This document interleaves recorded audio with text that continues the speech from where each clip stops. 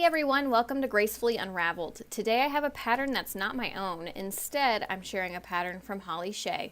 Holley-Shae is a crochet pattern designer. She has free patterns on her blog by hollyshae.com and also sells some of her patterns on Etsy and Ravelry. She's a mama, a wife, and a coffeeholic, just like most of us yarn lovers are. This I Love Coffee Cozy pattern can specifically be found on her website that I will have a link to in the description box as well as in the comment section down below. You can click on that link for the pattern notes and materials as well. If you've done a pattern by Holley-Shae before, let me know in the comments. If you haven't, then give this video a thumbs up. And if you haven't done it already, please make sure that you're subscribed so that you don't miss out on any of my future videos. So just like with every other crochet pattern, we're going to start with a slip knot. We want to leave at least an 8-inch tail for sewing.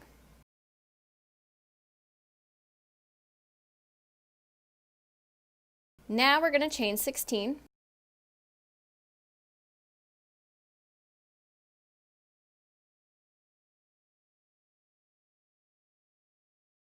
Once we've chained 16, we're going to pull up our loop a little bit and single crochet into the very first chain, so we're not skipping any chains.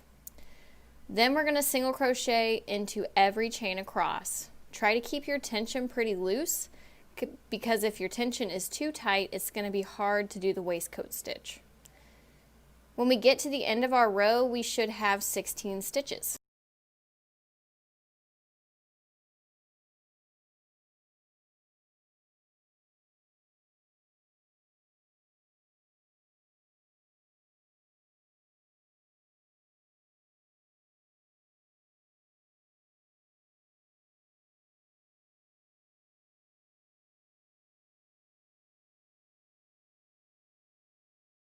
So once I finish my first row, I'm going to count my stitches to make sure that I have 16. Now the pattern says to make sure that our right side is facing out. So to do that, we're going to turn our work over and bring our two ends together.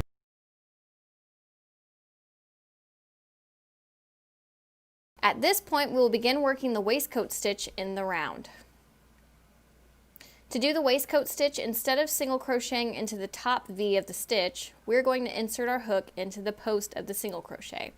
So there's this tiny little V here on the side. We're just going to shove our hook through there and make sure that our hook is under the third loop and between the two legs. If you want to, you can put a stitch marker into this very first stitch to show you where the next round will begin. I chose not to do that because I like to live on the wild side.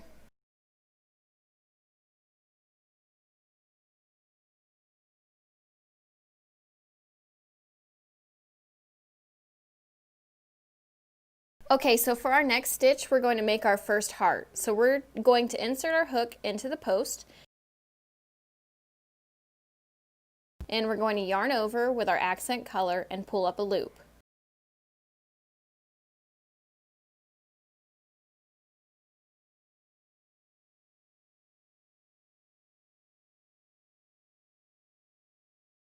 Now we're going to yarn over with our main color again and pull through to complete our single crochet. So for the rest of round 2, we're just going to repeat that pattern of main color, accent color, main color, accent color until you get all the way around.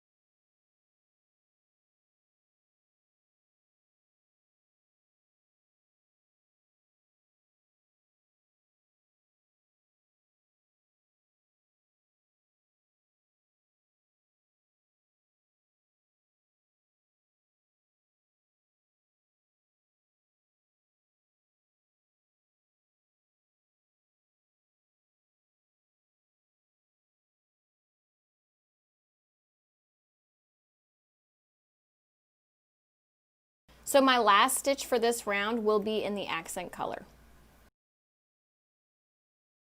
Round 3 is really easy. You're just going to waistcoat stitch all the way around in the main color.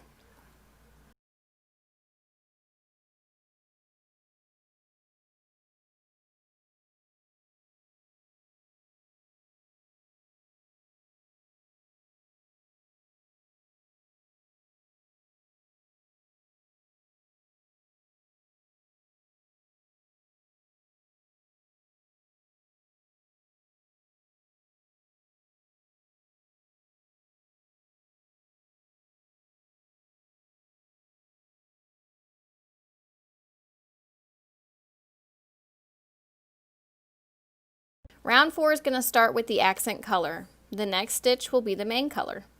Just like in round 2, we're just going to alternate these two colors all the way around.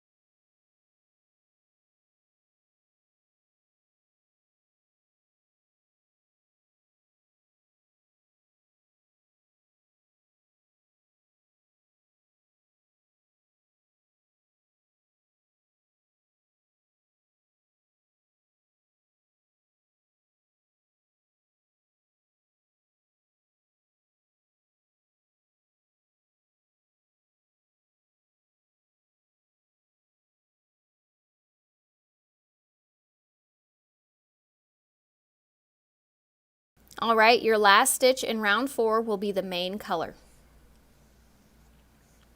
Another easy round for round number 5, you're just going to go all the way around with your main color.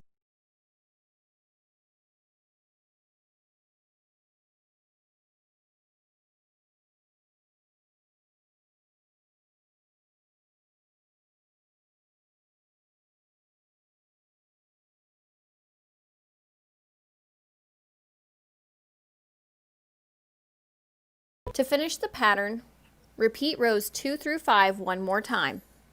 Once you've completed rows 2 through 5 again, you need to slip stitch into the next 2 stitches.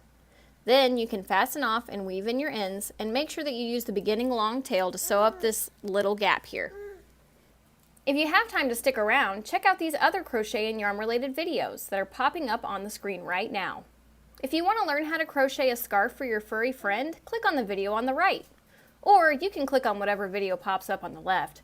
According to YouTube, it's the best video for you. I wonder if they're right. If you want to subscribe, pop the pretty purple bubble.